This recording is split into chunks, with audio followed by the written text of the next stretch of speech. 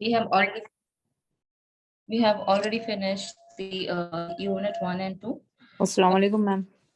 Alaikum assalam. So we are only left with one unit 3. So we'll actually there was a slight change.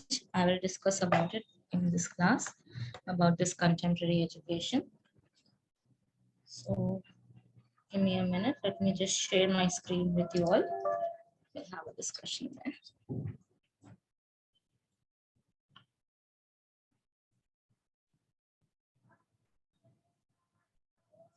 I hope my voice is audible. If there is any disturbances, do let me know. Yes, ma'am. Thank you. So Ma'am, it's a request, ma'am. Please do share the PDF. At least what I do is I month. put all the notes in one place. I'm taking the screenshot, but still today I might miss, ma'am. I don't have It power might at take home. time. Listen to me, Reshma. Yes, What ma'am. I do is I will put all the notes in one Google Drive. I'll share the link, and same you can access through that. Okay. So okay, ma'am. No issues. Okay. you don't have to worry for anything. Okay, ma'am. Thank you. Don't worry. Okay. So just let me share my screen with you all, and let us have the discussion here. So in the last session, I told you that we're going to have 5 units in the contemporary education. But recently, to my knowledge, I came to know that they are going to have only 3 units in the contemporary education. Now, this is the revised LMAC received very recently. So this is about the contemporary education. Slight changes in this year because, as we all know, the Naitanim project has been incorporated, and we have a lot of work to do in that. So that's the reason the university have taken an initiative of reducing the syllabus for you all. So now let us see what is this contemporary. Sorry to interrupt you, ma'am. Instead of 5 units, we have to study only 3. Yeah. So the third unit is a combination of fourth and third. So you can find both the units are being integrated together, and likewise they have put the topics. But I always suggest all the students to buy the Nilkamal book for contemporary education, which might be available in the market. It is one of the very good books. It will be very helpful for you to appear for the competitive. Ma'am, your voice is breaking, ma'am. I'm not able to hear.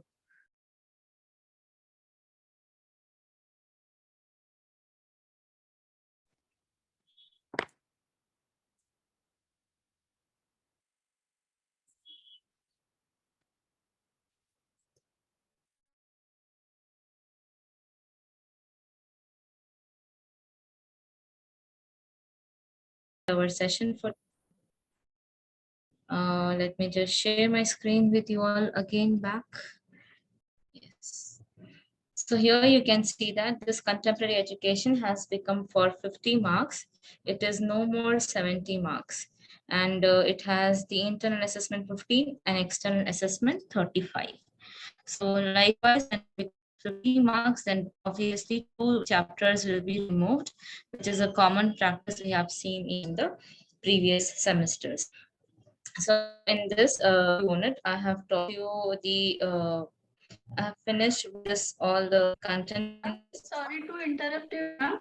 Yeah. If it is 50 marks, then time limit will be same or different? 1.5 hours exam. For all the subject 1.5 hour.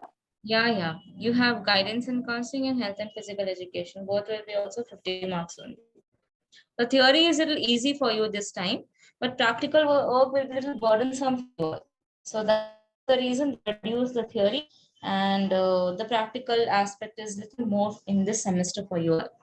I hope. Ma'am, for all the 3 subjects, it is 1.5 hour. Yeah, most probably, yeah. But this is for 50 mark and another 2 subjects for 35 mark. No, 50 only. 50. I'll show you. Give me a minute. I'll show you. Okay. We will finish with this and I will show you that. Okay. So we are done with the first 2 units. So I'll move into the third unit today, because the third unit is little tedious and it is little lengthy. Because I told you it has they have combined both the chapters, unit 4 and unit 3. That's the reason this is a little more of information will be there in this chapter.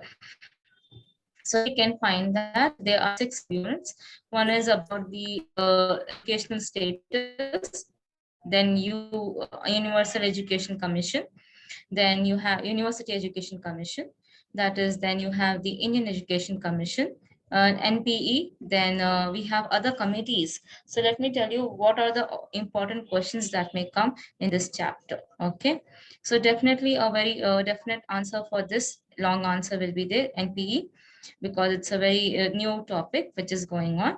And then you may have the Indian Education Commission, which is also called as Kothari Commission. We'll see about that, one another LA. Then here you can find that these committees which are there, Janardhan Reddy, Ramurthy Committee, Yashpal Committee, they may come individually as short answers. Very interesting committees these are, and it will be very helpful for you to understand how the education system is moving. Now, when we come to the sixth part, sixth subunit, it is a part we have taken from the unit 4th. So here we have the RTE Act that came in 2009. So we are going to look into this for today. So this is also an expected long answer.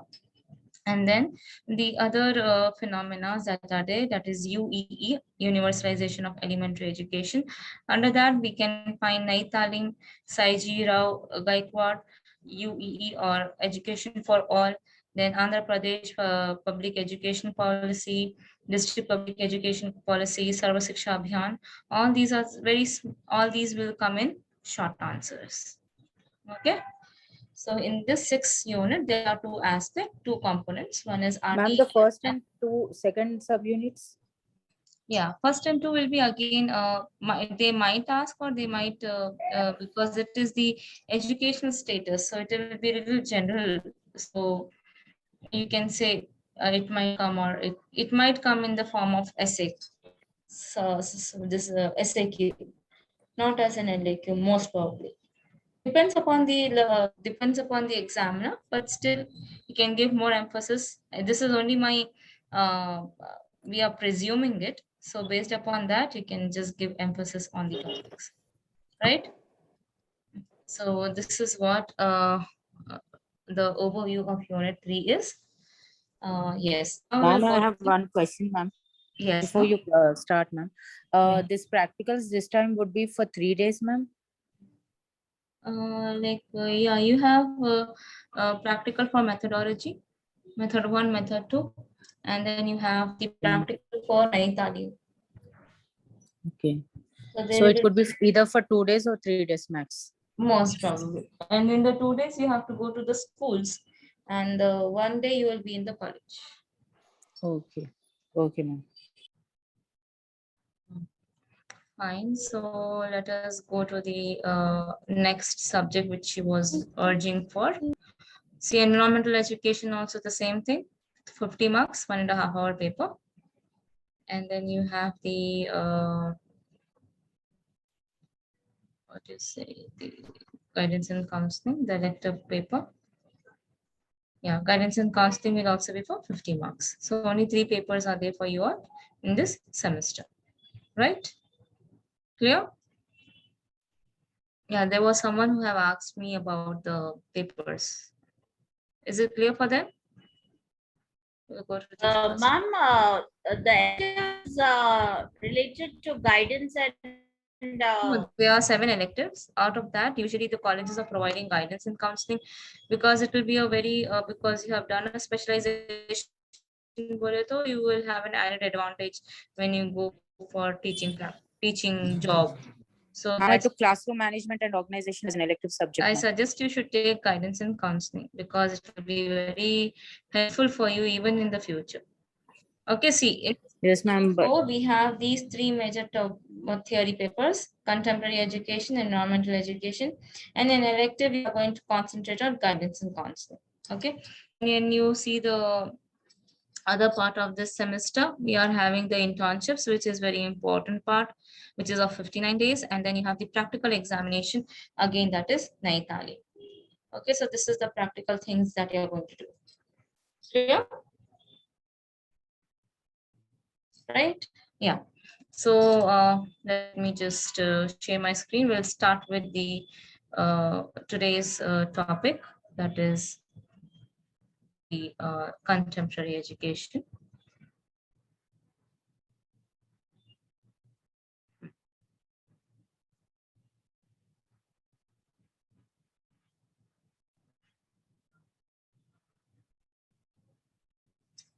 Yeah, so let us begin with our first this thing.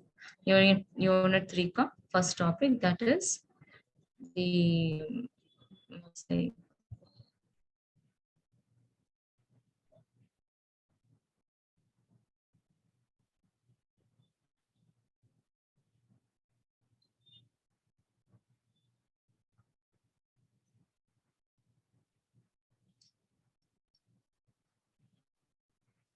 give me a minute.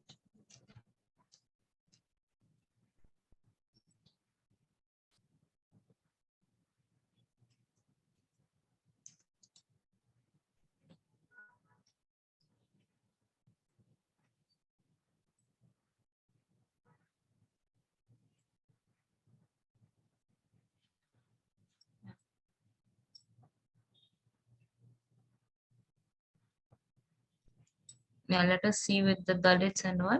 Let me just share my presentation with you all.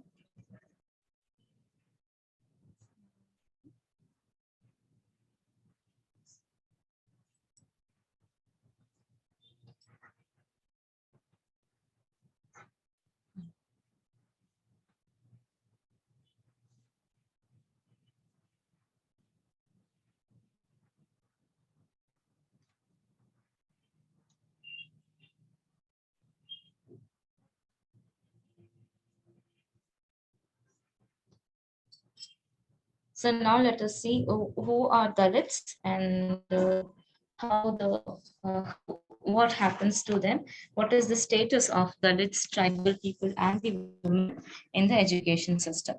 As we speak about the term Dalit, it was something that was used as a community which was outcasted.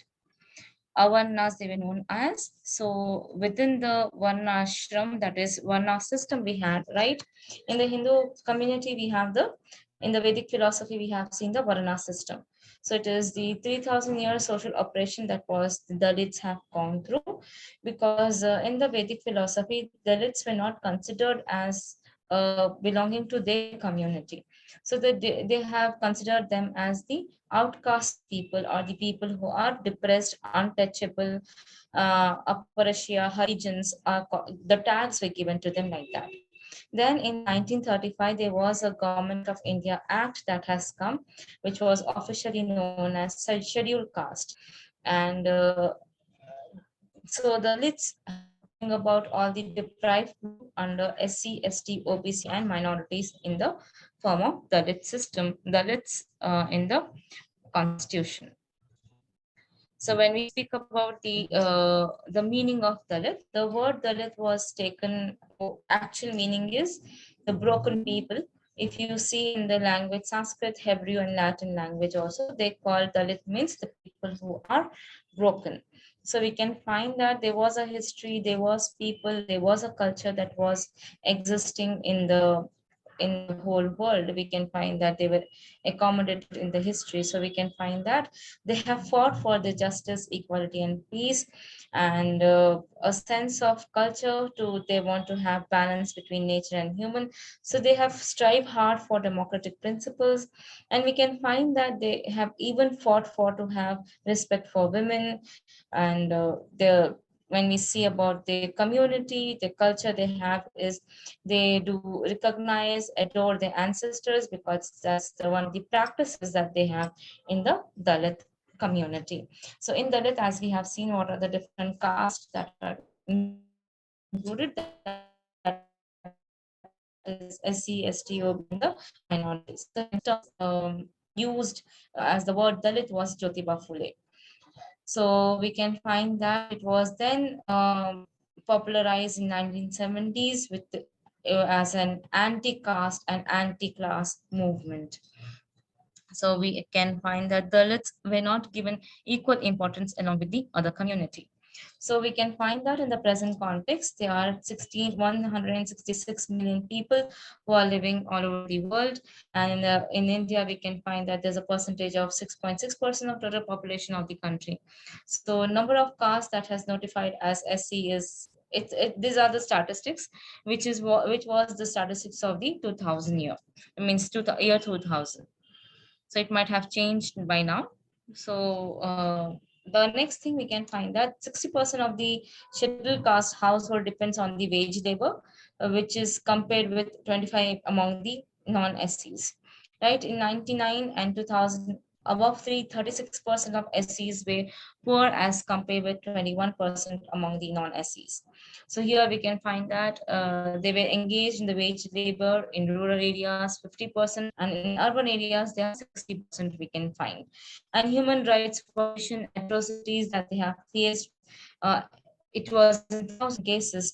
They have given 23,000 cases annually. We can find that they used to face and like violation of the human rights. So we can find that the rate of convictions was less than 1%, and we can find that the journalists in India have accredited about the Dalit system, and we can find that in top 100 industrialists and rich people, no single Dalit is remaining. So far we can find that only 2 Dalit judges have found in place in Supreme Court. There is no actor and actress in Bollywood in the film industry also. There is no Dalit elevated to become a cabinet secretary. And we can also find that in the budgeting also they have been given the amount, but there was always a shortfall of the amount. And we can find that around 163 missions from the government of India have taken, but half of the, not even half, have been applied till now. So we can find that even when we see the tables here, we find that there was a 15% reservation given to Dalits in Kendra Vidyalaya, which we can find that hardly been allotted. And we also find that there's a reservation based on the population ration is allotted by state government. And we have the schools that are running under the state government. We also find that there is a reservation, but hardly been reserved by the Dalits. Then we also find that there is a government of India who have taken the 27% in the higher education. They want these people to be taken in the higher education, but still we don't find much being adapted, right? So the gross enrollment ratio at the primary class 1 to 5th is 88. For middle class, it is, that is 6th to 8th class, it is 71, and 38% for the government schools. So the Dalit children have to separate, what they are facing. The present situation, when we speak about it, they are not being mingled among the people.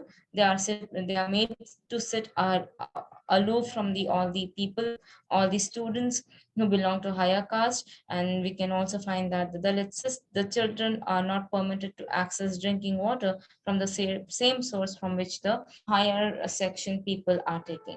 So there is a dropout at the primary level is 36%, dropout at middle class is 59%, and secondary is 73%. So we can find that there's a high ratio of dropout of the students from the schools. And we can find that here, when we speak about the problems and issues from the Dalit, what they are experiencing, we can find that they have the major problem that the Dalits are facing is access to education. That is, the enrollment number is not good. In fact, the retention in the schools is also, we have seen, very less. By the time they are coming to secondary school, there is a high rate of dropout from these schools. So there is another issue we find is retention of the Dalit students in the schools. Then education provisions, environment which school and outside we find is not good, wherein they feel little burned up.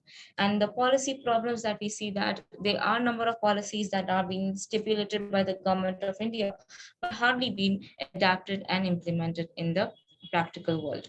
Now let us see how we'll see the analysis of the issues. Here we can find that there is a high level of enrollment as per the government data, but the data suggests that the higher the class, the lesser the level of dropouts. So the quality of education we see is not given properly, as we have seen even in the government schools. There is a downfall of the quality of education.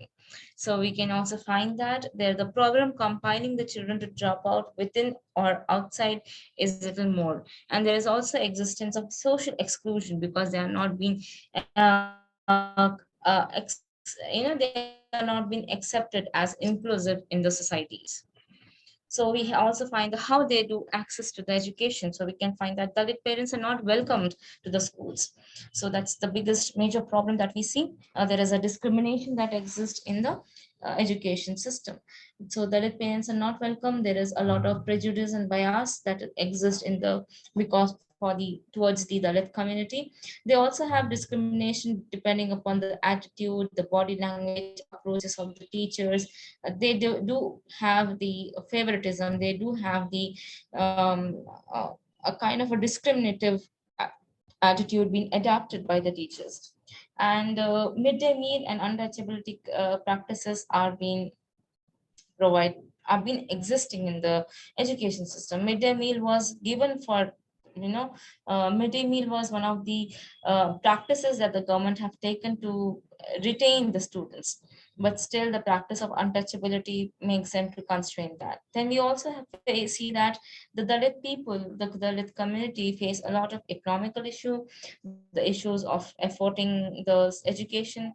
And one more thing we find is the denial of the admission that Dalit students are not allowed or they are denied to take up the admission into the good schools. So this is the major thing.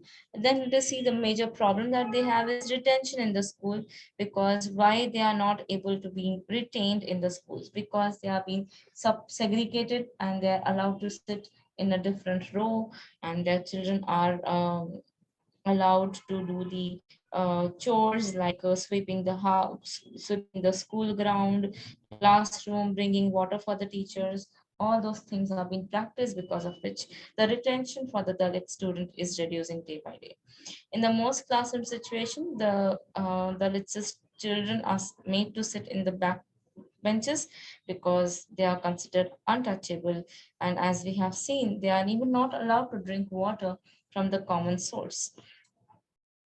And then we find the what kind of education support has been provided through the government for the Dalit students. We find that there are a number of provisions that are given, like in the form of scholarship, in the form of uniform provision, in the form of midday meal. All these are being provided, the but hardly they are being encouraged. Hardly the Dalit students are having interest in taking up the education.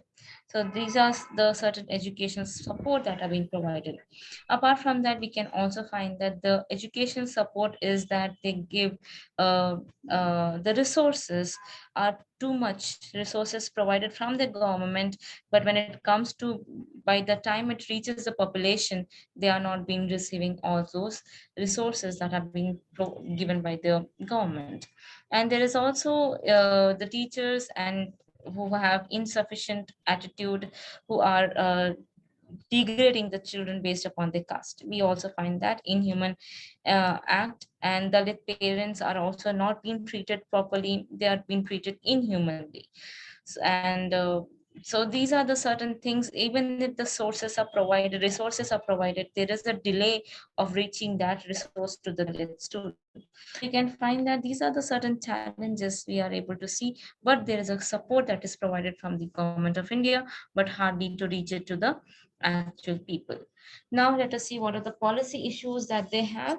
For example, there is the policy of universalization, UEE, universal educational elementary education, universalization. That was the phenomena started from the UNESCO, United Nations.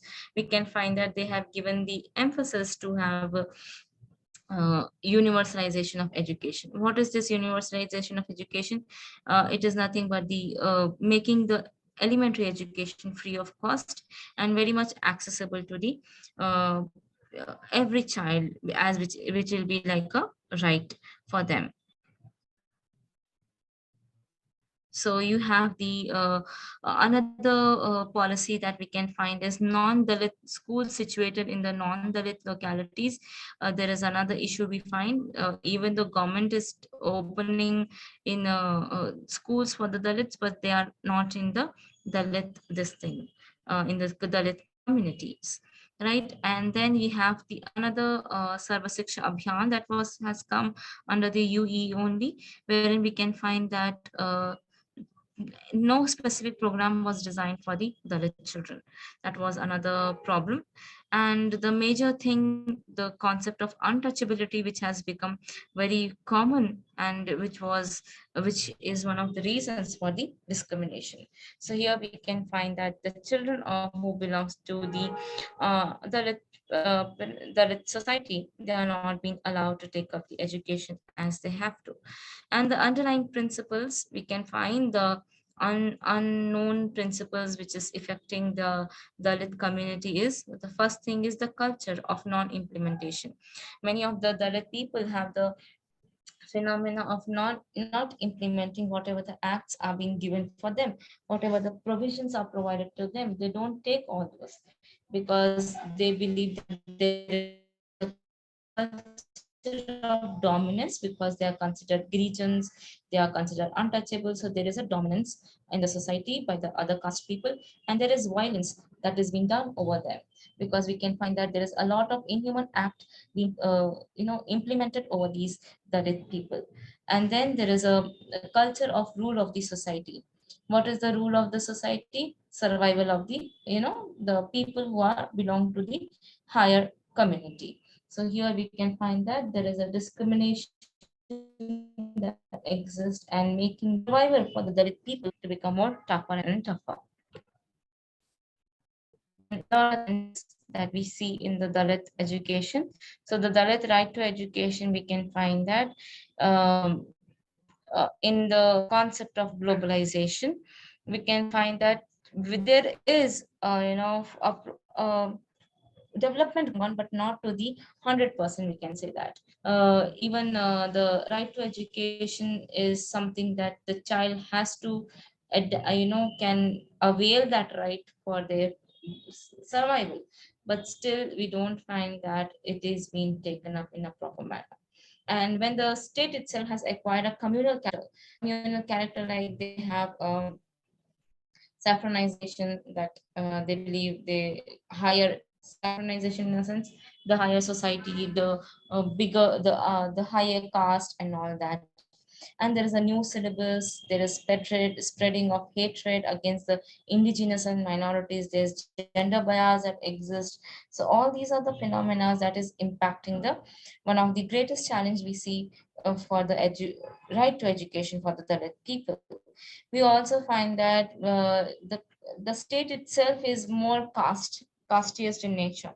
What, in a sense that there is no preparedness for the Dalits to work with freedom, work with secularism.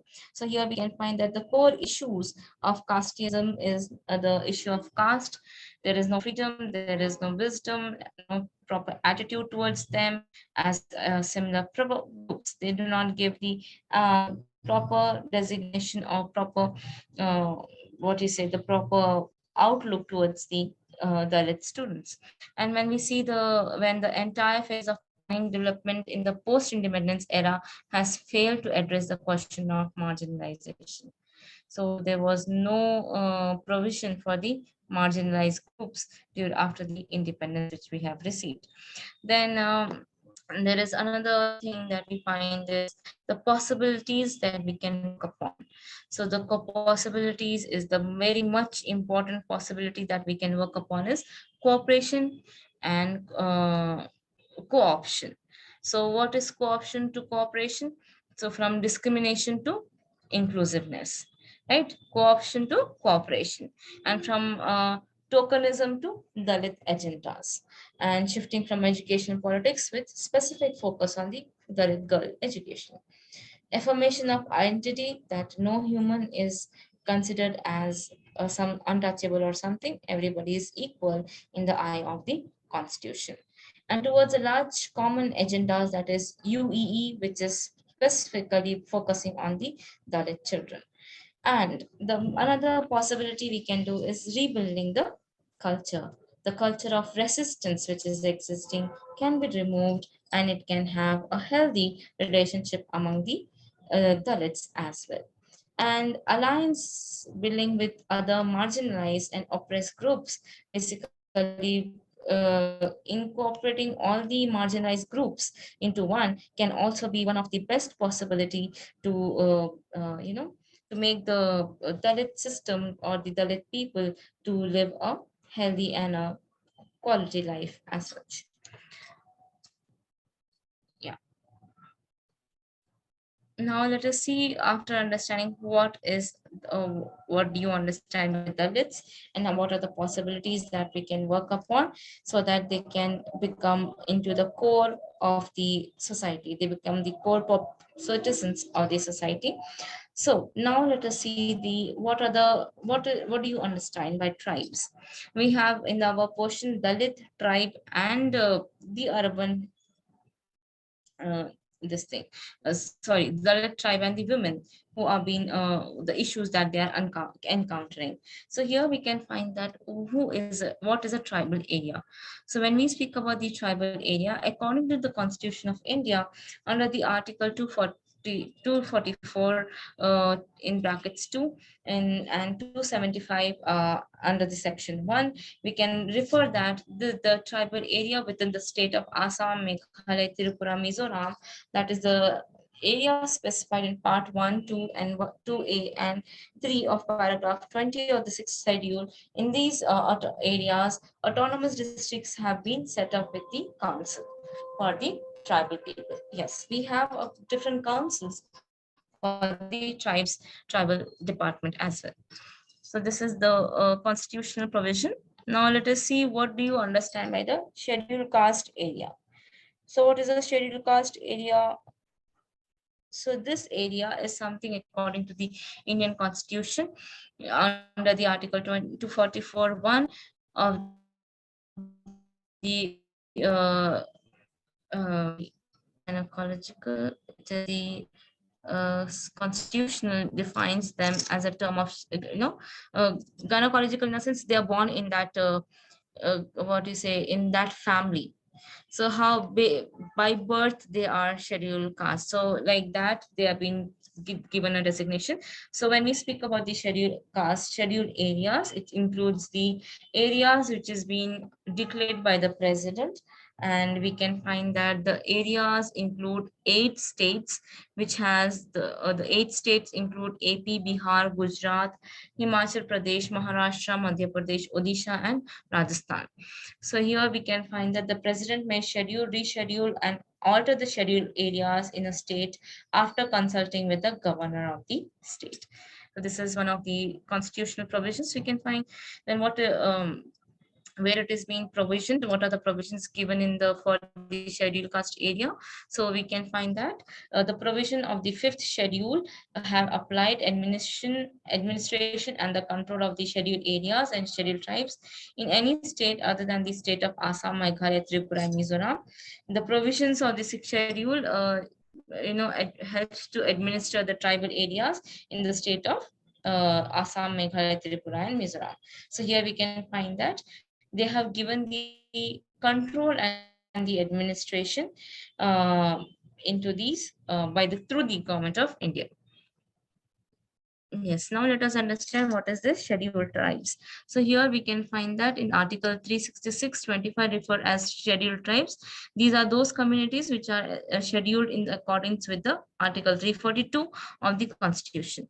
So here we can find what is this according to 342. The Constitution, the scheduled tribes are the tribe or the tribal community or a part of the group within these tribes and tribal communities which have been declared as such by the president through a public notification. So the article says that only those community who have been declared as such by the president through the initial public notice or through subsequent amendment of Act of Parliament, then only they are considered as scheduled tribe.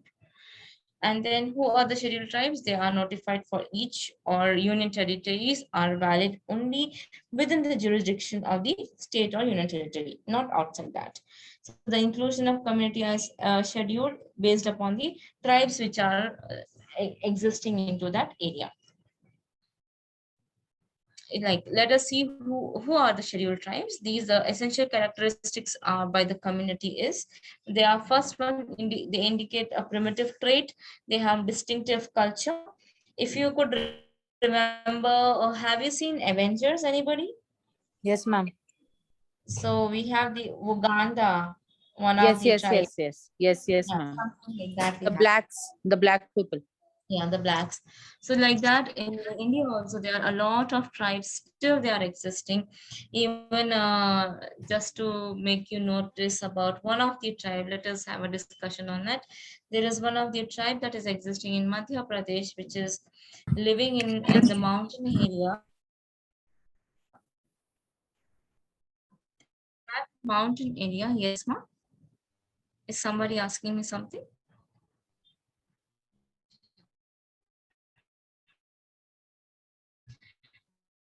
So we can find that the tribe that is, am I audible? Yes, ma'am. Without any disturbances, right? Right. So we can find that there is here these scheduled tribe people, they have geographical isolation and they are also backward because there is no much of technology or education that is being taken by these tribal people. So we have the tribes that are existing in Haryana, Punjab, the Union territories like Chandigarh, Delhi, and Pondicherry.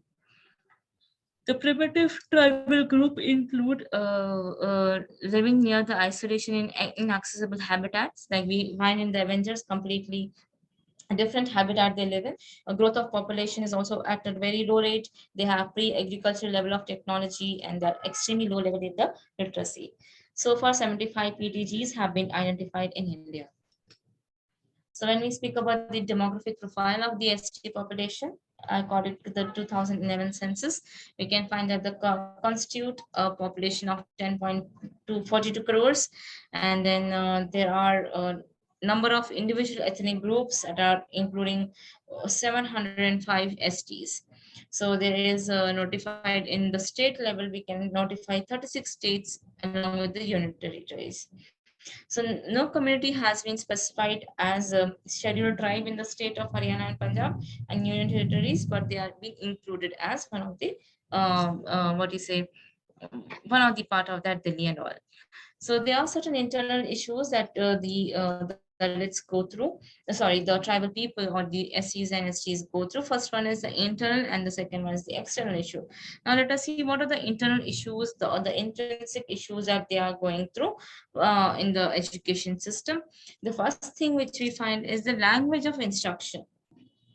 Okay, so when the people who do not know English, the people who do not know the language the teacher is speaking, they are good, because I have encountered one person in my life wherein he was completely from English medium background. When he was admitted to one college at the intermediate level, the teachers were talking in Telugu.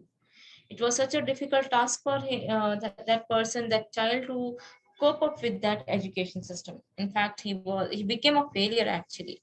So the language of instruction matters a lot, because they, in the tribal places, they give more emphasis to the language. So that is the reason we have the bilingual formula coming in even in the NEP. Then there is curriculum content. The curriculum content has to be according to the tribal people, because, or the ST people or the Dalits, because they are they come from different backgrounds, they come from different age groups. Because of that, the curriculum has to be designed, customized accordingly. Then teacher training, we find that the teachers are not trained. The teachers are people who are not so much inspiring. Because of this reason, there is a problem that the Dalit and the SCSTs are going to. Then we have the community participation and ownership.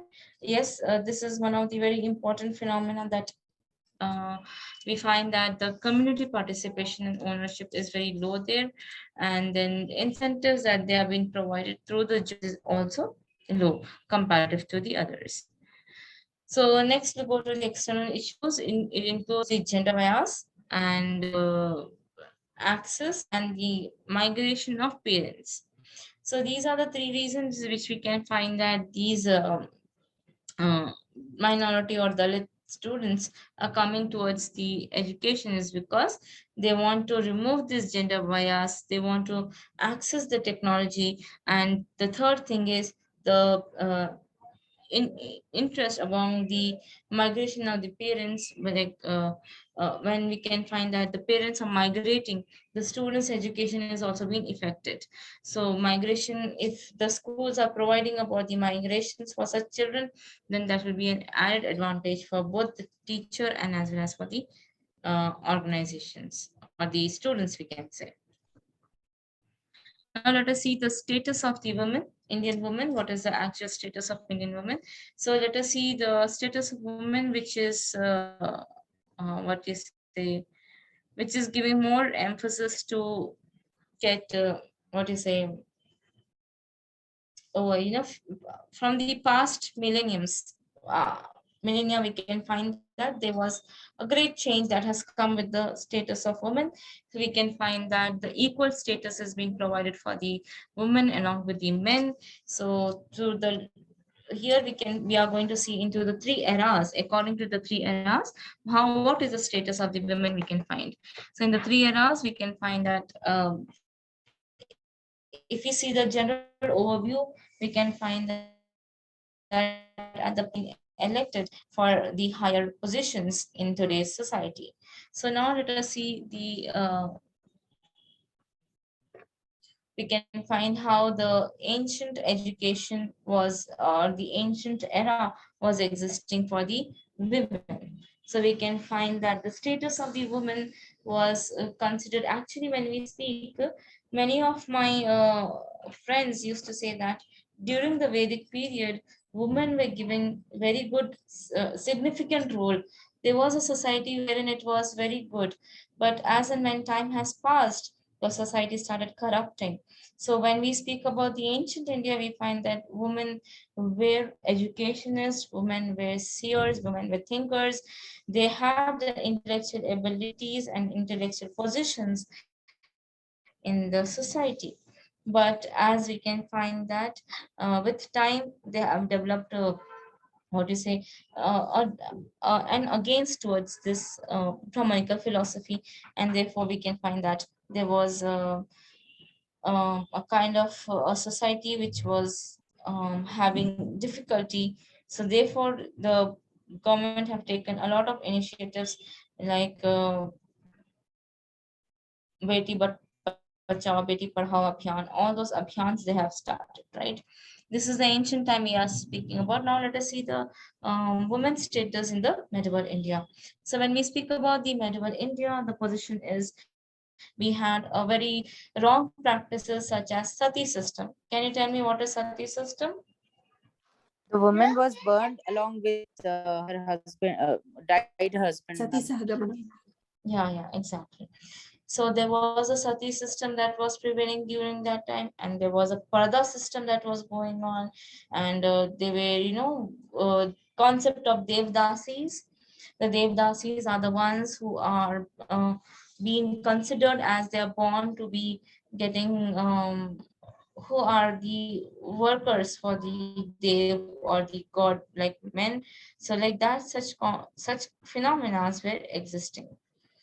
So apart from the Devdasis concept, we can also find that the um, um, many Muslim people they did not allow their women to even go to certain areas, the areas like Zina area and all that. So we can also find that there is, despite of these political issues, and we can find that it was Razia Sultana who became the only woman who monarch to have ever ruled in the Delhi. So there is, as I told you, during the medieval time, we had the Bhakti movement. In the Bhakti movement, we can find there was a proper status provided to the women.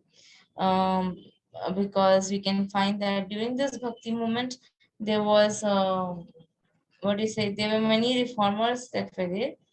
So that's the reason we can find that uh, the kind of support that was given from the Bhakti movement.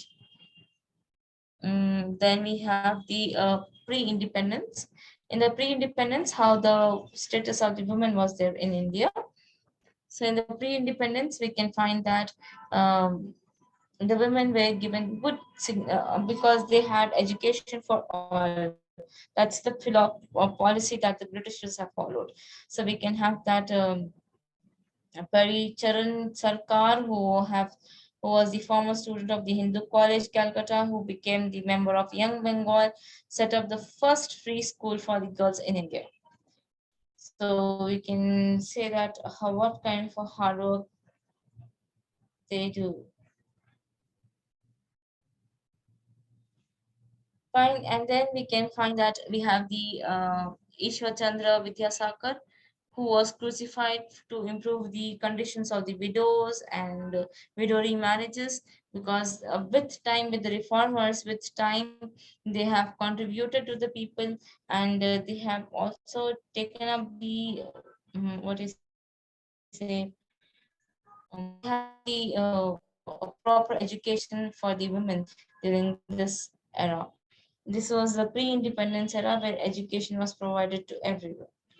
So here we can find that they have been improvising on the widows' condition, because the widows were considered as panoti.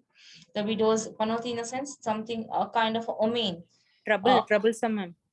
No, omen. It's a omen, that it's a bad omen. That even if a widow is there sitting in the marriage, also it's a bad omen for them. So such systems were existing human in the in the modern era, but there were people, they were reformers who have worked for it, like, and they were the during the Bhakti movement. We can find the number of former reformers came into picture. They fought for the rights of the women, and they have provided even changes in the constitution. The amendments were made in the constitution because of these reformers. Like we have the sati system, abolishing of the sati system, abolishing widow remarriage act has come, what you say, and another, because right to property has come. Previously these rights were not there in the constitution. So after independence, let us see what is the status. Here we can find that women are, when Indira Gandhi, who have become the prime minister, who have set up an example for all the women in India, and then we can find that certain articles were provided for the betterment for the women's life. So such articles like Article 14, Article 15.1, then you have Article 6, and then we have the equal pay for equal work. So we can find that it is existing, but hardly we can find that it is existing. We can find that there is partiality that happens even today. There is they won't give you equal pay, but yes, approximate pay will be given to you. Am I right? Yes, am I right? That are the women given equal pay along with the men? Yes, ma'am. To an extent, not completely, right? To an Yes. extent, not we can't say that it is a complete thing that is happening. In some They have, places, they even earn more than men, ma'am. in very few places, we can say software companies, that to IT and CSE departments, we can say in the gynecologist area, we can say in the medicine, but majority of the places we find that men are earning more in any context. Now let us see, there is another Article 15 that was given for the special provision to be made for the state in favor of women and children, where they wanted to enhance the dignity of the women. And then in Article 51, they have also given emphasis to the dignity of women. There is Article 42, which gave good human conditions for working for the women was provided. Now let us see what is the current issue. When we see the education and economical development, we can find that there is gender inequality that is existing, and which is one of the distinct characteristics. And many developing countries are also facing the same gender inequality in the education in every field, either it is employment or health sector. We find this existing. Then gender bias based upon the gender. There is female feticides, wherein we can find that the infant mortality rate is high, and we can find that the women child is not being given emphasis if they are born. There is still the stereotype is existing among many of the people in India, wherein they do not give equal emphasis to women as of the child, men child. Okay, then problems for the working woman, we find that the social attitude, we have the major problems like the prejudice that is coming from the parent side, the kind of issues that the women face when they go for the job employment. You can find there is a such social attitude which is different. We also find that even the well qualified women are also available. They do not give preference if there is a male candidate against that woman, right? There is also another convictions about the incapability of the human jobs, because women can't do very heavy jobs and all that.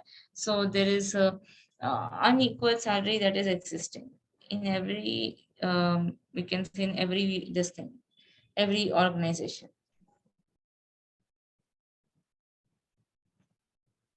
So here we can find the women are able to control over the, some women are getting the economical independence, but majority women are not getting that. So the main thing we have to do is to stop violence against the women, which is the power of change in our hands. So there is what happens, what is the effect of the violence against the woman happens. The first thing is the physical effect that happens to the women, and the second one is mental and emotional effect that happens to the women. When we speak about the physical effect, we can find the effect of injuries, the loss of speech, aches, pain, burn, substance abuse, like acid attack. Then we have gynecological issues, STDs, that is sexually transmitted diseases, unintended pregnancy. That is, these are the major problems that are existing at the physical level, physiological level for the women. When it comes to mental and emotional health problem, we can find that the women are withdrawn. They have the tendency to become calm. They withdraw themselves from the society. They become unsocial. Have multiple sex partners. They also have insomnia, depression, several other issues that they might go through, right? So such things will happen. So we can find that until and unless we realize it, the consequences and putting up the things as it is has to be given emphasis, because women has to be given respected, and she should be given respected at any cost. Now let us see how can we find violence against them. We can, in the map we can see how much is the violence here. So the girl child is the first step towards the better society, because the gender inequality that is existing, so that they can have a equal society and egalitarian society. So here we can find that the individuals who are responsible citizens can spread the awareness among the society against the what you say, the substance abuse also. So now, after understanding what is the status of the women, now let us go to the other phenomena, that is the other chapter. I think so. It is universalization of the education. Just give me a minute. Yeah, UEE, University Education Commission. Sorry.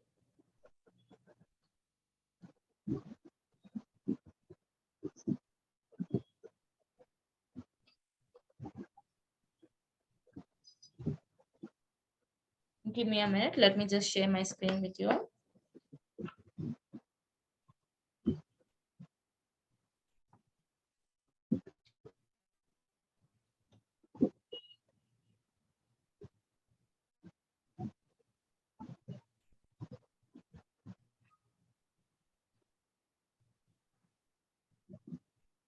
Yeah.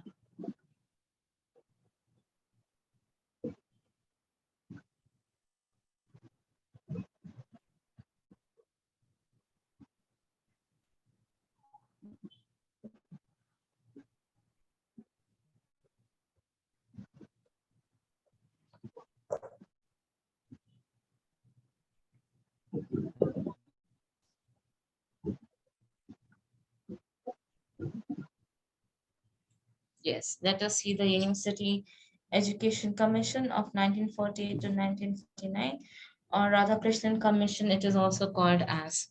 So we can, so the first Education Commission of independent India was this. wherein we can find Radhakrishnan was the chairperson of this, and it was been inaugurated by Abdul Kalam Azad as the Minister of the Education. This commission consisted of 10 members. Like the first chairperson was Radhakrishnan, Tara Chand, James, Zakir Hussain. These are the people. I'm not reading them. Go through once. And then when we speak about Dr. S. Radhakrishnan, who was a somebody has unmuted the mic. Request Telagam Shetty. Whether he, can you please put yourself here? Thank you so much. So Dr. S. Radhakrishnan was a person who was a distinct scholar, a former vice chancellor of Banaras Hindu University, and a second president of our India when we speak about his profile. So now let us see what is the major aim of this commission. The major aim of this commission is to provide suggestive improvements for the development of the university education. Reconstruction of the universities are essential for the socio-economic development after the independence. Then the second thing we are going to see is the methods of the study, or the methods that they have followed to so they prepared the questionnaire and sent to the people for around 600 questionnaires is written with suggestion. So it has visited various universities and interviewed number of teachers, students and staff, and they have studied their problems. So they have submitted the paper in 1948. So there are certain recommendation by the Radhakrishnan Commission which came into existence. Like we have the aim of the university. According to that, they want to change the socio-political scenario of India. They want the people to be socially efficient, develop knowledge, be wise, have the value-based education, to have cultural progress. All these are the aims of this university education. Then what kind of a teaching staff they wanted? They wanted to have education which is completely dependent upon the teachers. They wanted to have quality and qualified teachers. So they had a good pay scale which provided them to have a decent, dignified life. And so these are the things that were there. So the third thing that we find is the duration of the course and the working days. So here we can find that what provisions has been provided from this. So the duration of the course and the working days was a kind of admission to the university should be under 12 years of the school course. So the first degree should be after 3 years of the college system. The working days in the college should be 180 days, excluding the examination days. Maximum number of students for teaching university and affiliated college should be 3,000 to 500 respectively.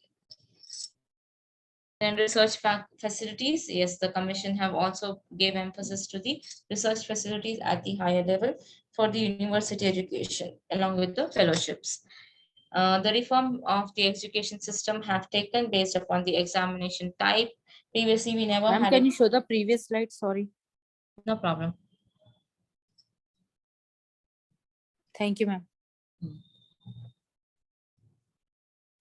Here we can find that there was a reform that has happened for the education system, wherein they have implemented examination, as we have seen in the one of the commissions where they wanted to have quality education.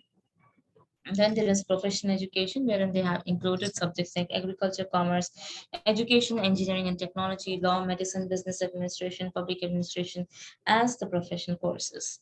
Then the UGC, the grant was being appointed to supervise and allocate funds for the university all over the India. And the medium of instruction, they have given emphasis to mother tongue as well, along with the medium of talk spoke. So bilingual education system was prevailing since that time. Then religion and the moral instruction was, they gave emphasis to the importance of the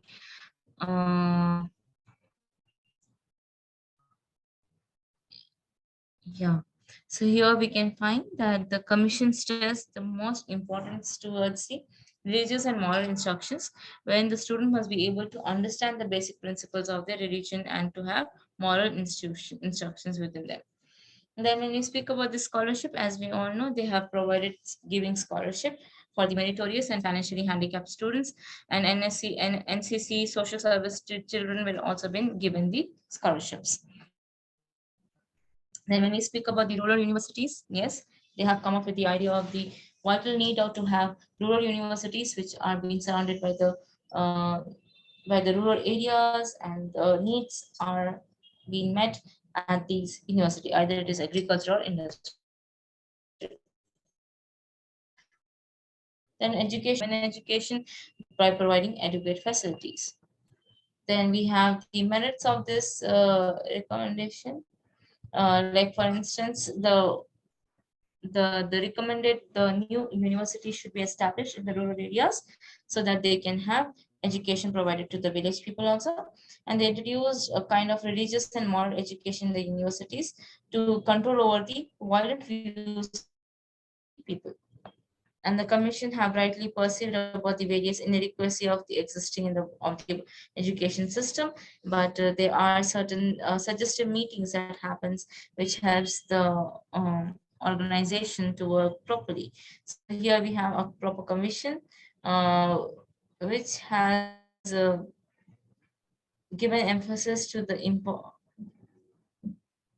importance to the study of humanities and universal brotherhood. Then the major work of the commission was to work on the aims and objective. Another major phenomena for the NEP is it should provide the good pay scale for the teachers.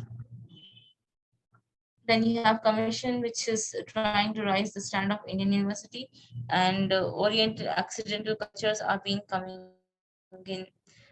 in soon. Then we have the other phenomenon, the other feature they gave emphasis to is to view these rights and formulas in such a manner that, in such a manner that we can find that the citizens can live in a freedom without any defects, without any problem. Yes.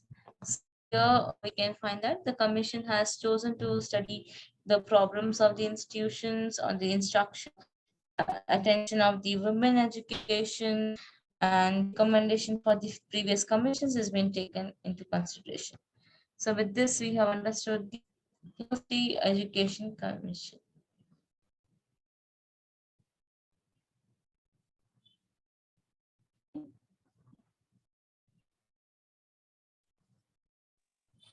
Yes, ma'am. So I have stopped sharing it. Now let me go to the other presentation. That is the third part of it. Indian Education System, Indian Education Commission. That is nothing but the Kothari Commission.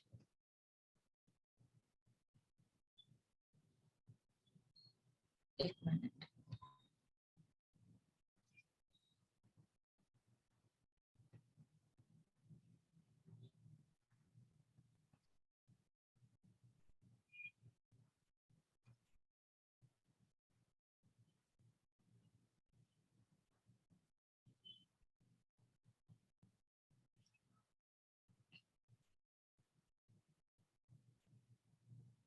एक minute, I am not getting the PPT where I kept.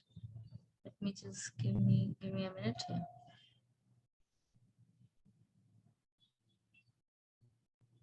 Ma'am, sorry to ask you, but when would you wind up the class, ma'am? Most probably by 4 or maximum 4:30. I hope my screen is visible.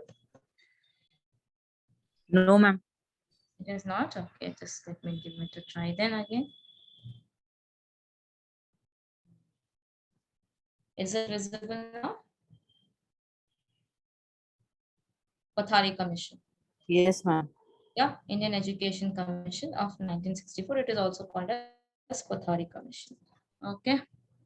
So this was the major Kothari's message that the teacher to the student is not only merely an imparting of the person who gives the knowledge from the books, but it is the one who will inspire, who makes them process their who can help them to develop the character, build their character to support the community. So we can find that the students and the community is total life of a teacher. So here we give a little bit of background of Kothari. He was born in July 6th at Udaipur. He was eldest son of the 5 children who was brought up by the mother after his father's early death.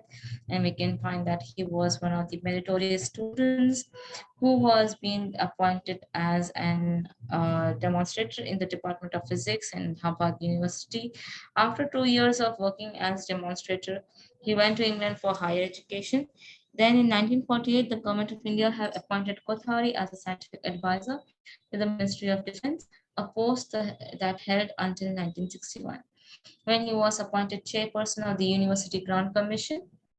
Then, after the independence, for of the efforts of the government to bring reform in education, we can find that the first initiative which we have just now seen, the University Education Commission, which is also called as Radhakrishna Commission, first education commission for the after independent India. Previously also we have a lot of commissions that came into a picture. One of them is like Woods Dispatch, Markleys Minutes. These are the ones which used to work for the education development. So then we can find, I've just seen this. I'm just skipping this. Just now we have seen that.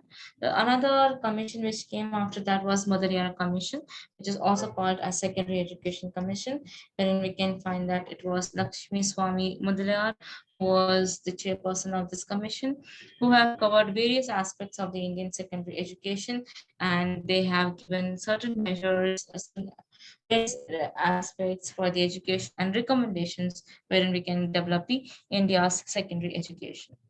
Now let us see with the Kothari's commission, which was a believable that education is the key to national progress. So here we can find the Kothari Commission. The appointment of the Education Commission started in 1964 and 66, which was a significant event in the history of Indian education. So this was the third commission in the post-independence. Kothari was given was the advisor at all level. There were 17 members, 5 foreign experts from the countries such as the USA, UK, USSR, France, and Japan. So they have adopted two methods. Survey का spelling wrong है, ठीक है? I'll just change that. Give me a minute.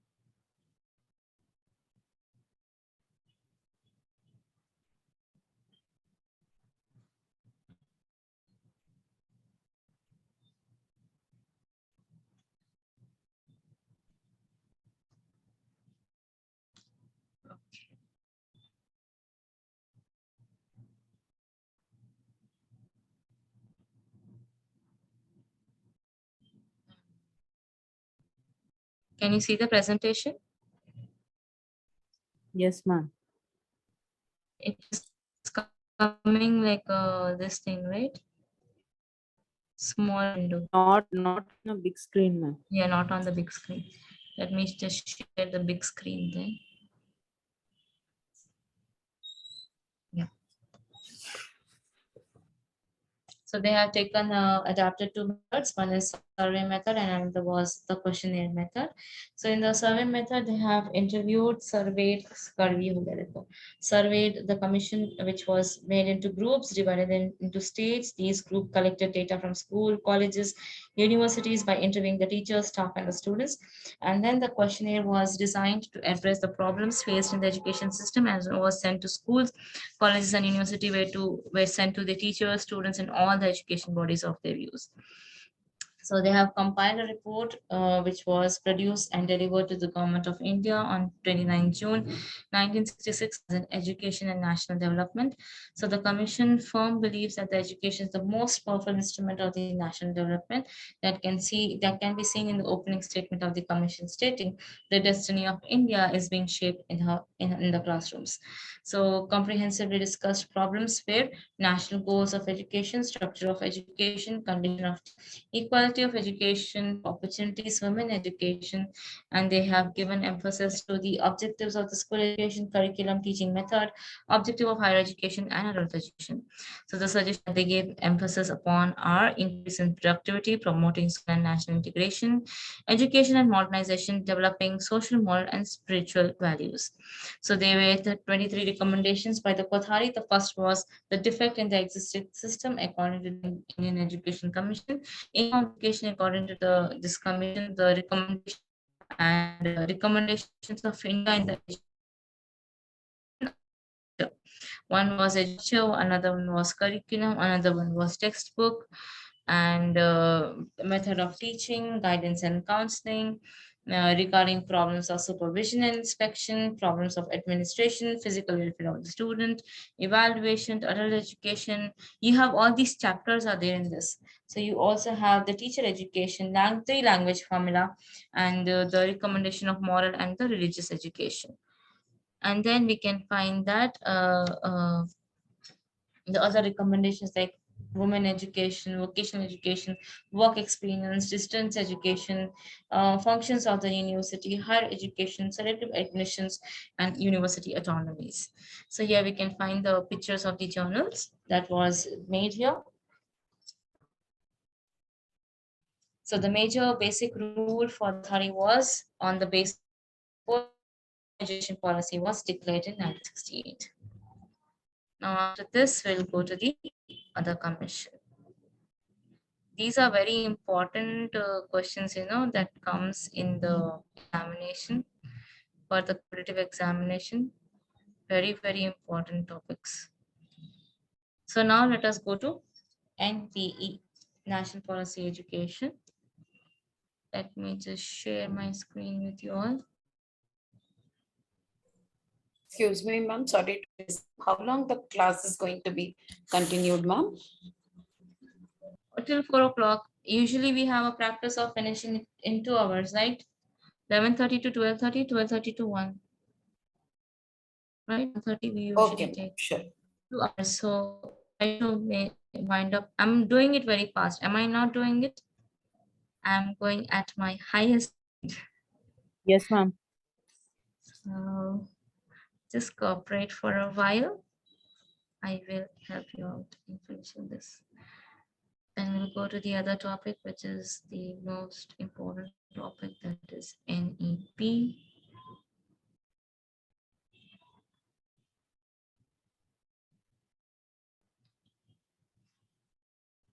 Actually, my kids are asking for lunch, ma'am. You go and come, or else, or anyhow, I will send these things to you. If possible, we can just take somebody's help for that matter, if it is possible. Or else you take your phone with you. So we are going to see the combination of both NEP and NP, which is one of the core things that has happened. So the new NEP in 2020, which came under the Ministry of Education, and the existing National Policy of Education of 1986, which was under the Ministry of HRD.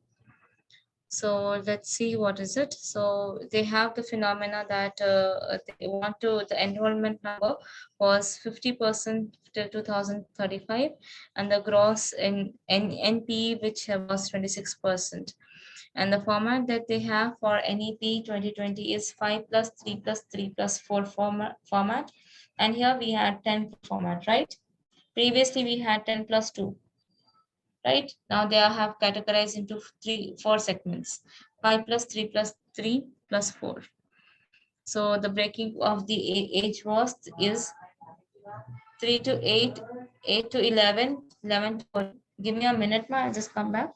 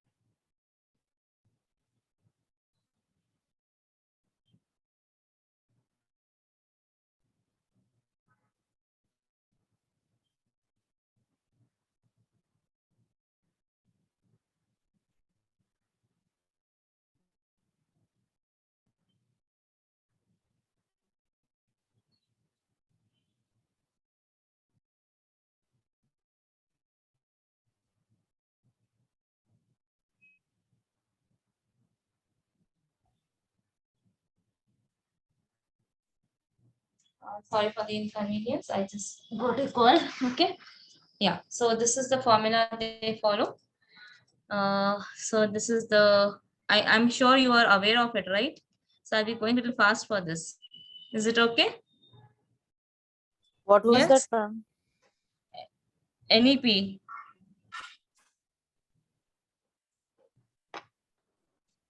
Okay. You might have been reading about it, right? NP and NEP. Right, so this is the breakage, and then the previous NP was this 10+2, and this is the new one. So NP in 1986 was giving emphasis to each year up to 12th class they will have board exams, descriptive one, but here they are going to have board exams which are objective and descriptive twice a year.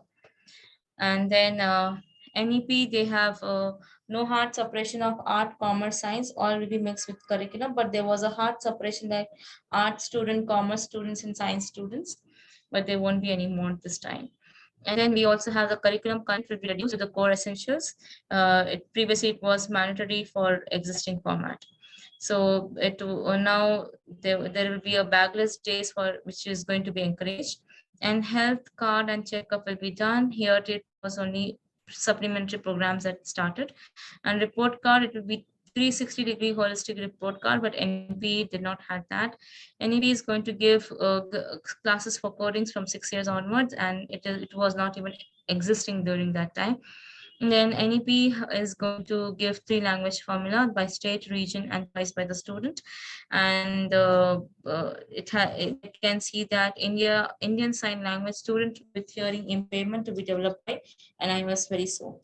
And it language existing, but Hindi regional language was there.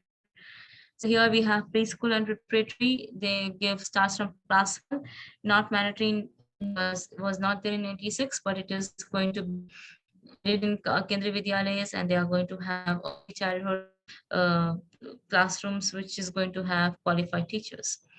Reviewed from the teachers, peer, and student as well. Here only teacher review was there, and will be for every child, including the poor children. So scholarship school was for SC, ST, OBCs. Now the education sector is 6% of GDP program.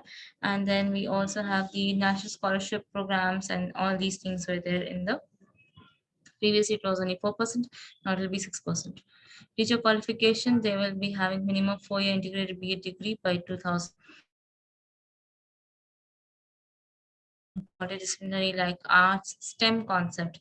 Today now you have these STEM labs, right?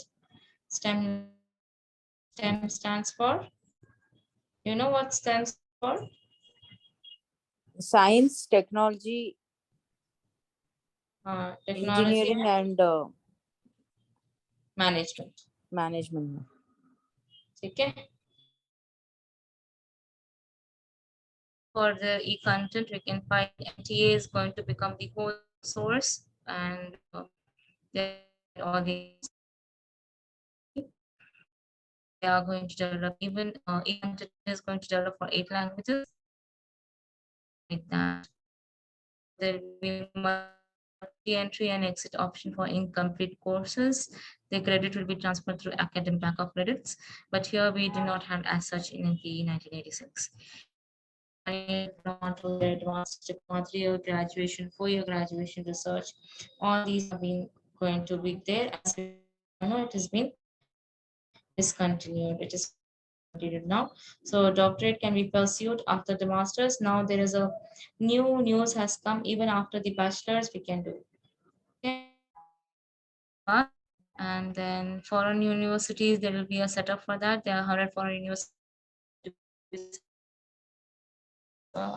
as a kind of globalization phenomena.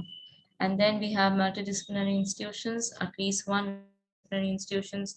Nearly every district will have that. And controlling authorities, the controlling authorities will be higher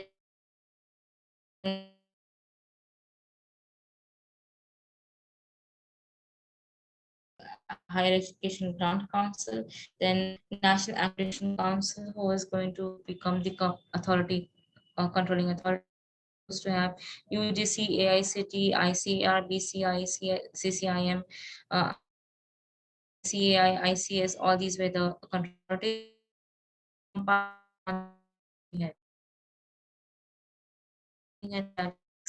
that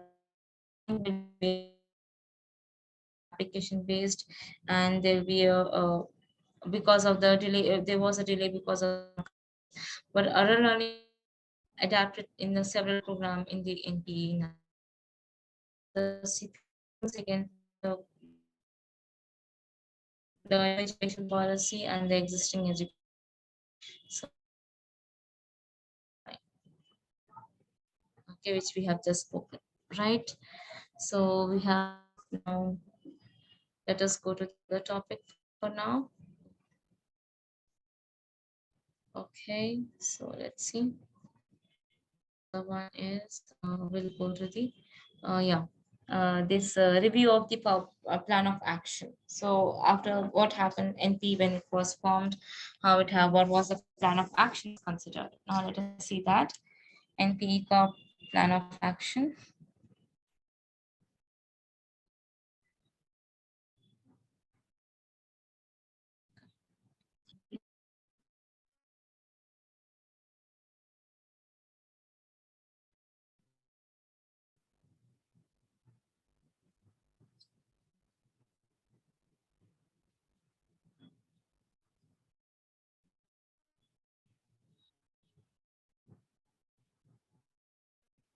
Give me a minute, I'm just saying.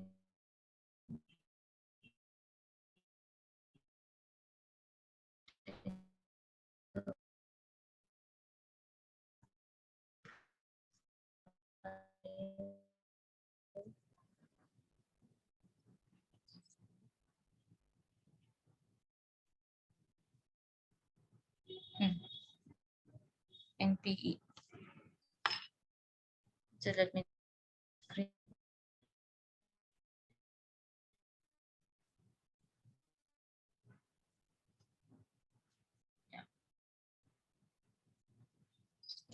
So as we all know, it was started by the Indira Gandhi, Prime Minister Indira Gandhi, and then it was Gandhi in 1986.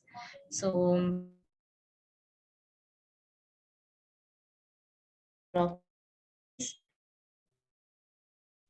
removal of the disparities to the equalized education. So here we can find that they gave emphasis to these major things in the revised one. And then we can find that Acharya Murthy in 1990 reviewed this and make a recommendation to modify as CAB here. So here there was a under the, we speak about the Janardhan Reddy policy. These are all connected to each other. So in the portion also, if in the B.Ed syllabus also, if you find, they all are connected to each other. Review Janardhan Reddy, right? Can you see here? They are all connected to each other. Janardhan Reddy, all these committees are connected to each other. So we are going to about one after the other.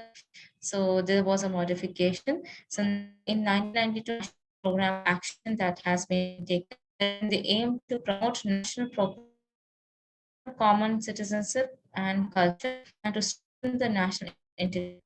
That was a major change they wanted to develop, because they wanted to develop in the education system in such a way that they can bring about quality of education at all stages, and major attention to STEM technology was given, and they also wanted to cultivate culture, moral values, and a closer relationship between the education and the life of a person.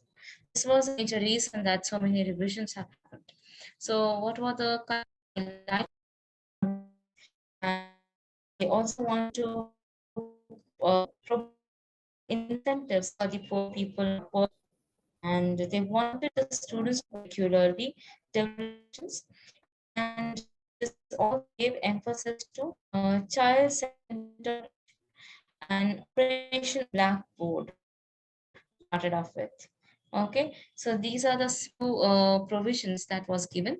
Likewise, we can find that they have emphasis upon the opening of university, which is established in 1985. We can also see that they have given emphasis to rural universities, which set up a model for the model of, and also these are the certain restrictions we can that was provided. The first thing, they wanted to recruit teachers, the recruitment of teachers. Only they are going to recruit teachers based upon their qualification and the merits or the functional objectivities that they have.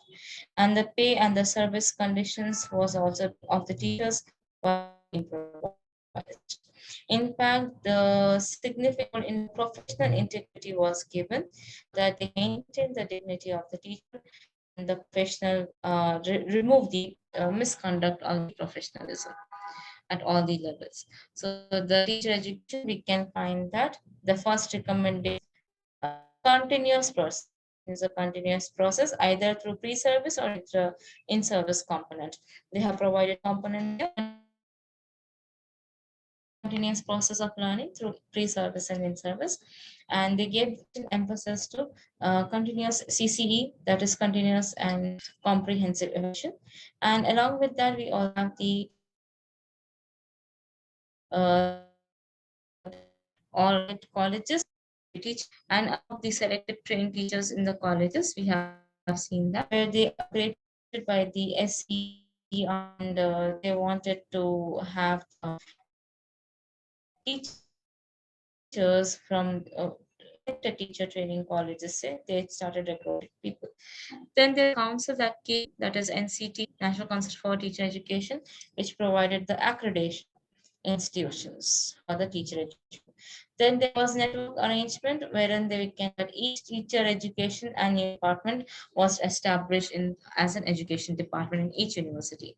When we speak of management, they started having long-term planning and management perspective of deviation and creation of autonomy for education institution was given. And we can find that there is association of non-government agency and the volunteer organizations along with the organization, inculcate women in the planning and management education. Establishment of the principal accountability in relationships, objectives, and norms was given. Yeah, central SCAB, as we have seen, they have played a pivotal role. They have done the review of the additional development, required improvement, monitoring improvement. All those things was be done under the HRD, Human Resource Development Department. At the state level, we can find that they have on the lines of the CAP, they started having integrated mechanism at various departments from the HR, and that is the highest government all the possible expectations. The multi-level framework was established here. And then we can find at the local level, we can find there was programs, the school improvement was given emphasis. Then voluntary agency, non-gov, NGOs, and voluntary agency having were given encouraged to have mental health, right, in the education system. So after understanding that, NEP will go to a general committee. General committee. Okay.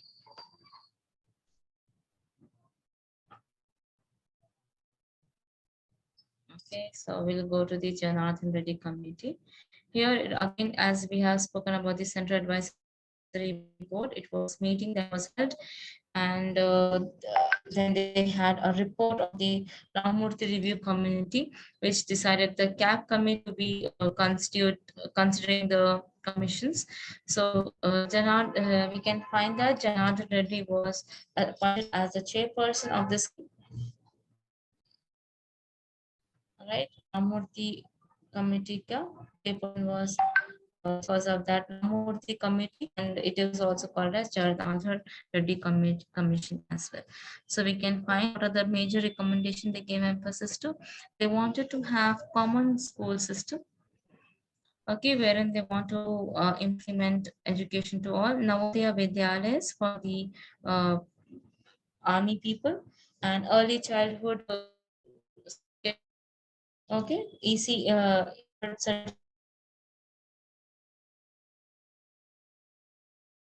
in the Anganwadi schools, and UEE and Universalization of Elementary the um, concept of this committee, as we have spoken about the Operation Blackboard, which was being one of the priorities of the UEE.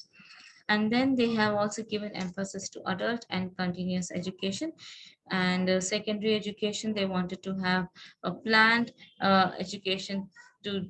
Do you know what is adult education? Have you ever heard about night schools? Yes, ma'am. Yeah, so there we can find adult schools.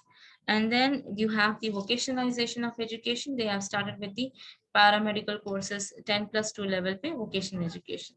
Then they have also given emphasis to management of education. They want to have a proper making the system work. How the system can work was being managed by the proper management.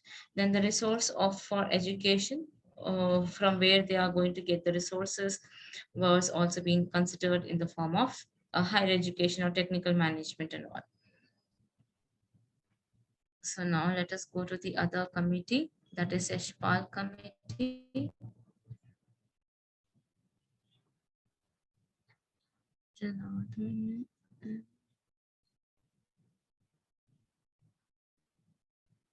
Ma'am, Janardhan Reddy and Ramurthy are two different committees.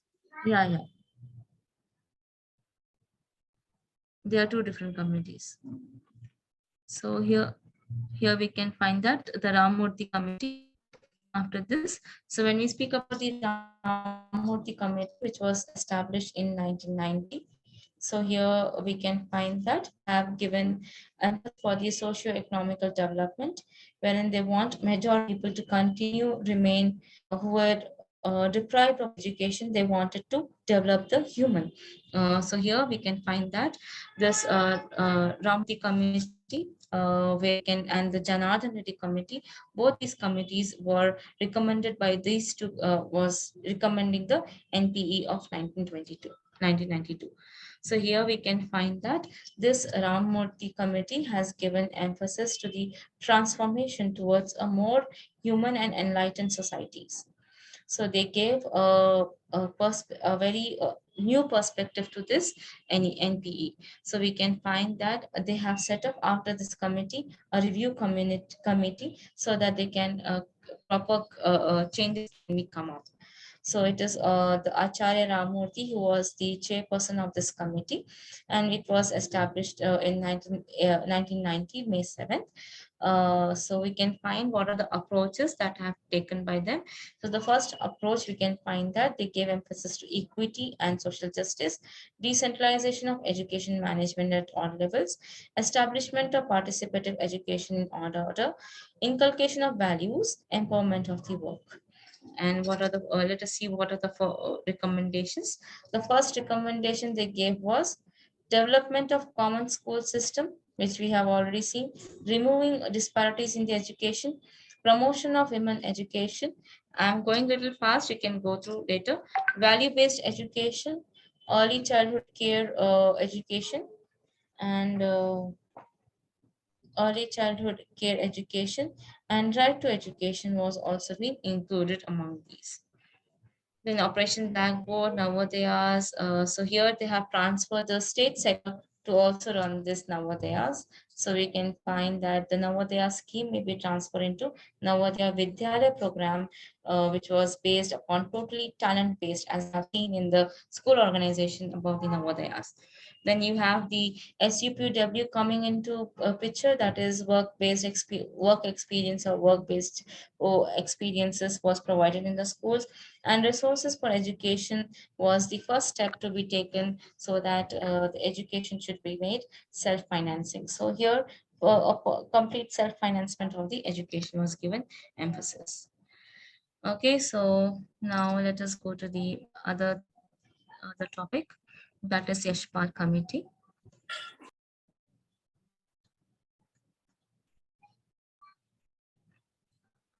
Okay. Yashpal Committee. Burdenless.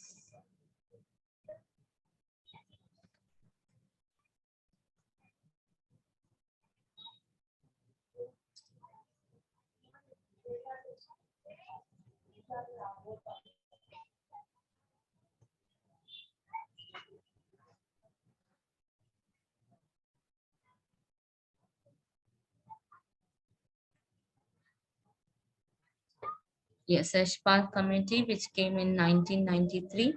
So here the major function was, it is the Constitution of National Advisory Committee. So basically it is the committee where they gave emphasis to burdenless education. So here we can find that they have given a reduction of the load, particularly on the young children, wherein they wanted the children to develop lifelong self-learning and skill formulation when they are taking up the education. So here we can find that who the composition of the committee, the members of the committee was Professor Yashpal, who was the chairperson of UGC, and as a chairperson with 6 other members, that is Dr. J.L. Arora, member secretary, and the National Advisory Committee presented report entitled Learning Without Burden on 15th July 1993. So why they have set up this committee? To have children to learn joyfully. They wanted to focus on the children's ability to reproduce information so that they can memorize them in a proper manner. So the textbook remain be all and end all of the whole teaching learning process. And bearing exception, our textbook appear to be have written primarily to convey information rather than to make children think and explore. So they made textbook as one of the resource, but not the ultimate one. Okay, so here we can find that they gave yeah, so they gave emphasis to the textbooks that they have designed was basically based upon observation, and observation which was discouraged or hardly permitted, because here we can find that the syllabus in various subject streams like teaching learning process was frustrating and meaningless experience for the children. But to remove that, they have come up with the Yashpal Committee. So those were the situations which were going on, and because of these reasons, they have come up with the Yashpal Committee. So we can find that the factors that they have come up with, the recommendations they have come up with was they wanted the children to develop the capacity for lifelong learner, skilled learner, and they wanted to have curriculum, entrance criteria, existing attainments, and examination, proper administration of the education system. So here they gave following points were the roots of the problem: knowledge versus information, isolation of experts from classroom reality, centralized character of curriculum construction, convention of teaching the text, competition-based social ethos, absence of academic ethos. So that was the thing which was there. So what are the recommendations that they gave? They gave recommendation, the notion of knowledge explosion, catching up syndrome, wherein the committee agreed that the problem need wider discussion, when they wanted to provide self-esteem society goals to be to remove the problems. And then we have the other recommendation they came up with was the question of medium of instruction. So vernacular languages was given emphasis, and then bilingual we can say. Then another recommendation we can find competition. So the spirit of healthy competition was given, wherein they discourage the what do you say, the individual, Punishments, ma'am. yeah, complete punishments, and they wanted to arrange, encourage the children to have more rewards, boost up them to have cooperative learning in the schools. Then the next recommendation they gave up was process of curriculum framing and preparation of textbooks, which was decentralized. They wanted to increase teachers' involvement in making the textbooks. They have developed autonomy towards the teacher in even curriculum material, whatever they are creating. So they have the volunteer organization with specific commitments to pedagogical involvement was given emphasis under the formal and non-formal system of education. The third recommendation you can find the need to change the culture of writing books. So they have changed it to involve much larger number of teachers in preparing the textbooks. Scientists, experts, various disciplined people have got involved in creating these textbooks and providing training in the book writing. Uh, and the fourth recommendation, setting up of the education committees, because these education committees at the district level, at the block level, at the village level also, they have given a proper supervision under the under this jurisdiction. So sufficient contingent amount was taken, and there was a disposal of the head of schools for the purchase and repair of replacement of pedagogical equipments as well. Who is this?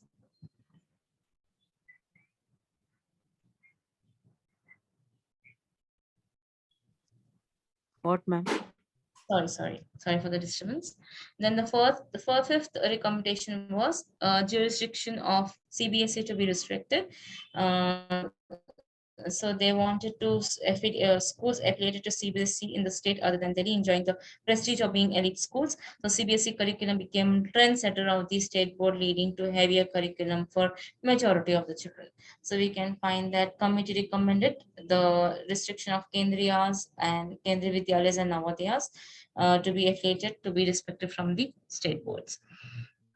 The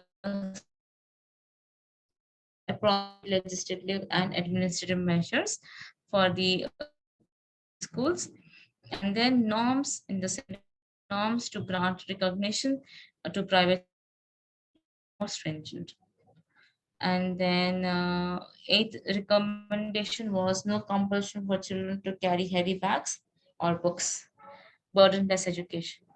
And then homework was also not given so much of emphasis. Whatever the child is going to learn, they are going to learn in a very in the home environment, not in the burdensome way.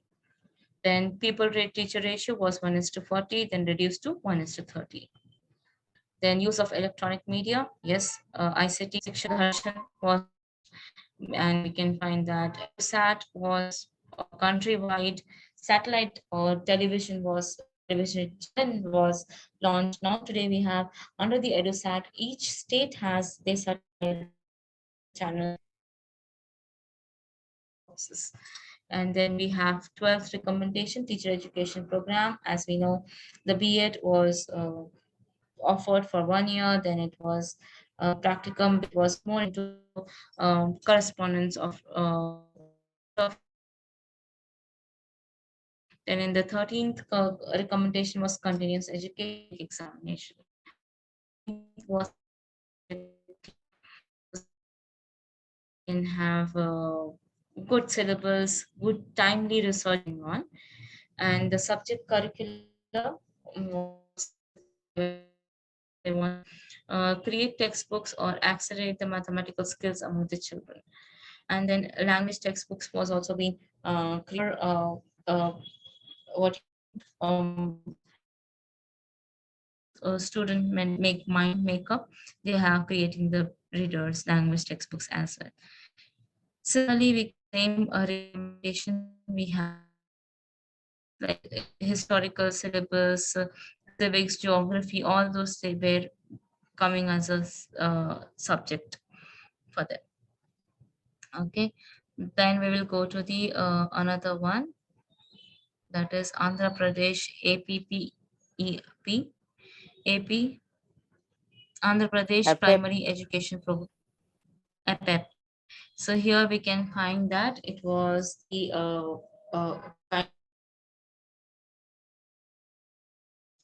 in school constructions, education, sector of engineering department, and government department national development.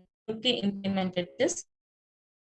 We have used local material, local artisans, and conventional technique which was encouraged.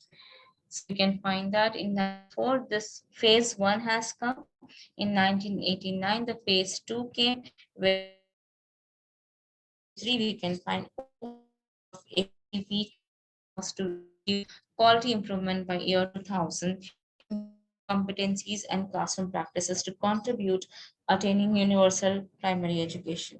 So again, there was a Vidyalam's demonstration project which was taken in 94 by the districts of the Rangareddy and Warangal on the recommendations of the review mission completed in 1996. Then APEP bridging the phase was established in 1994 and 95, which intended to consolidate existing project activity and prepare smooth transition between APEP phase 2 and any subsequent projects under DPEP, district program, this thing, DPEP. Then there was an evaluation into project, whatever the happening for the repayment of the school building was conducted, and then Vidyam seated demonstrated the project like they have mounted in Rangareddy and Warangal. 57 class in localizations in Warangal district was taken up, which included design of the design development of the technology, construction of the proper infrastructure, like a proper estimation was done for the construction. Uh, Needs and the repair, structural repair that has to happen. Then they have worked upon the by them. They have analyzed about the stress analysis recommendation, all these things. So the process was called as industrial structure management, which was commissioned by the education sector group, where they wanted to have the NGOs and the Panchayat Raj engineer developing to demonstrate the structures like delivery, municipal corporation of Hyderabad, Panchayat Raj engineering, all these came into one place and started working on it. So major work was to develop the education sector, wherein they want to develop the potentials and have particular situations can be resolved in the context of technology infrastructure development. There was a social taken up by them, in the places like Khammam, Prakasham, Vishakhapatnam, Parakal, Kadapa, and Chittor, wherein they wanted to increase the enrollment and retention of the girl child because from the SCs and ST community. Then the impact was good. We can find that the local community started giving emphasis to the education, and they started good initiatives in the local communities, and they have developed the infrastructure, in fact the communicative technology as well. So here we can find that First time different technologies were being tried to so that performance can be monitoring of the performance and the life cycle costing of the technology can be evaluated very easily. So now we'll go to the deep, that is the district primary education program the coverage was 275 districts in 18 states, wherein they again gave emphasis to primary education, access, increase attention, improving quality through capacity building. Up to 40 crores per district civil was provided financial support, and civil work up to 33%, 1,067, 6,000.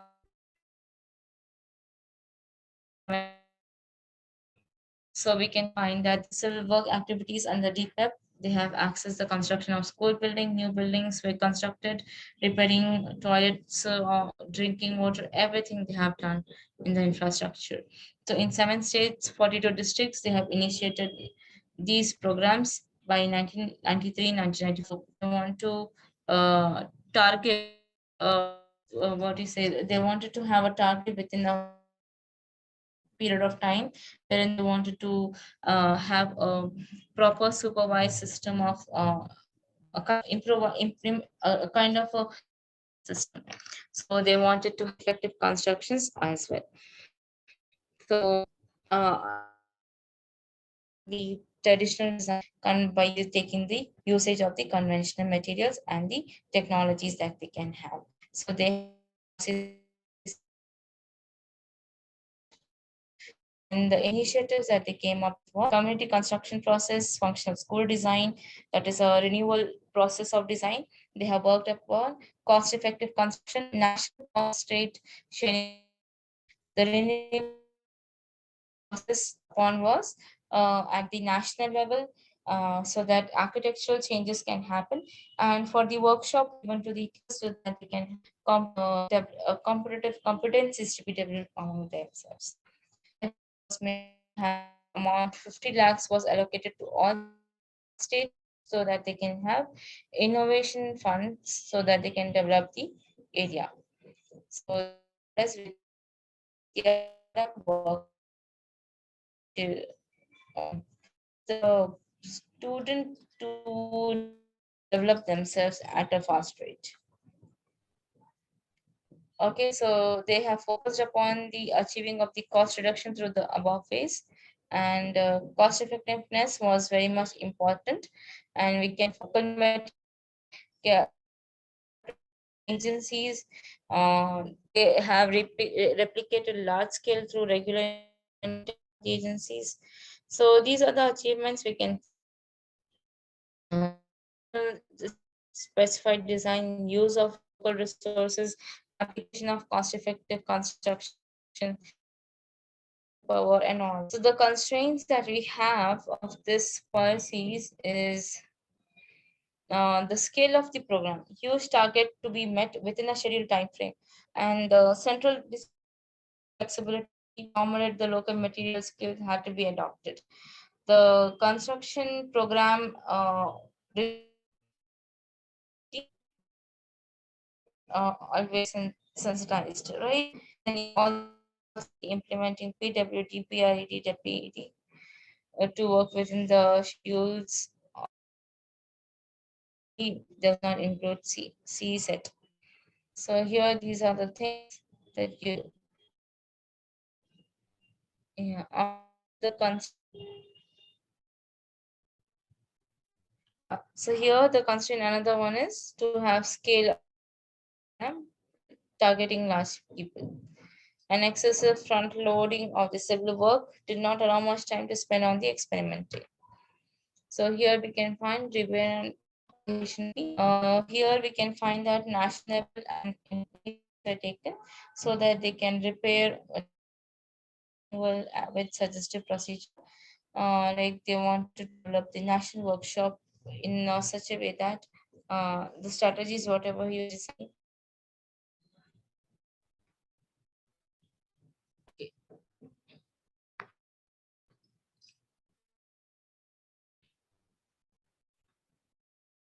So here we can find experience was established as in repair work. Then they have done plan of action and they have taken the support, not the personnels, and then they came proper repair and rehabilitation of the reconstruction of the Gujarat. So I wind up my session. So with this session, we have covered up all the topics this contemporary education. So if you have any questions, yes, I will provide you for trouble the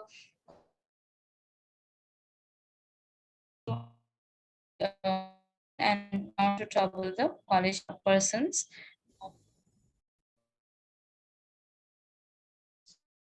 Out is the fifth topic is there or not, ma'am? Should we not read the fifth topic, only 1 to 4?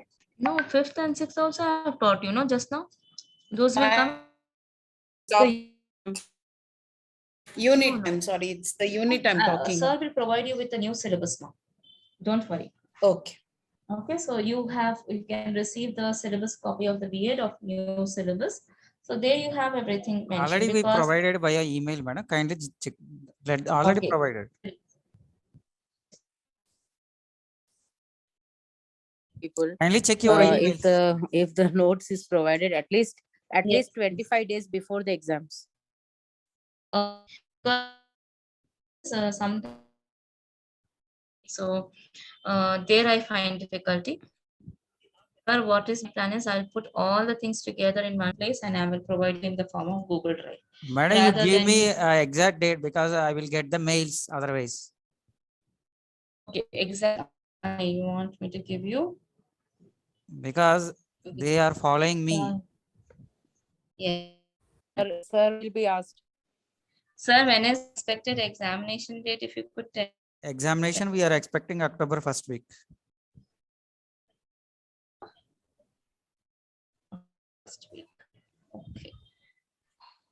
Okay, September 2nd Saturday, I will provide you. Okay, ma'am. September 10th, I will provide you. Dear students, kindly check your emails. Everything we sent already morning itself. Examination structure and syllabus copies. Entire in Yes, detailed sir, we have syllabus. checked. I have checked, sir. Yeah. Thank you, madam. Thank you. September 10th.